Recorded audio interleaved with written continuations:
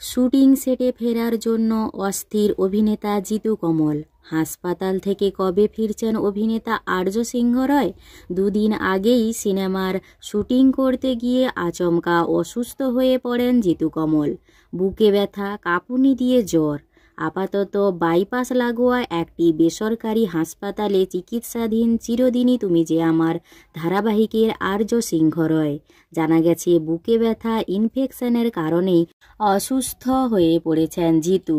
বুকে ব্যথা কমলেও বৃহস্পতিবারও জ্বর ছিল জিতুর, সঙ্গে মাথার যন্ত্রণা। ডায়েট মেনে চলে খাওয়া দাওয়া নিয়মিত শরীর চর্চা করা সত্ত্বেও জিতুর অসুস্থতার খবর শুনে চমকে গিয়েছেন অনেকেই। এদিকে নায়ক ছাড়া সিরিয়ালের শুটিং করতে গিয়ে নাকানি চোবানি খাচ্ছেন পুরো টিম। গল্পে আসছিল আর্য অপর্ণার বিয়ের মতো গুরুত্বপূর্ণ ট্র্যাক, আর তারই মাঝেই আচমকাই অসুস্থ নায়ক। শুক্রবার অভিনেতার ম্যানেজার হিন্দুস্তান টাইমস বাংলাকে জানান, আগামী 2-1 দিনের মধ্যেই হাসপাতাল থেকে ছেড়ে দেওয়া হবে জিতুকে। এখনই স্পষ্টভাবে কিছু বলা সম্ভব নয়।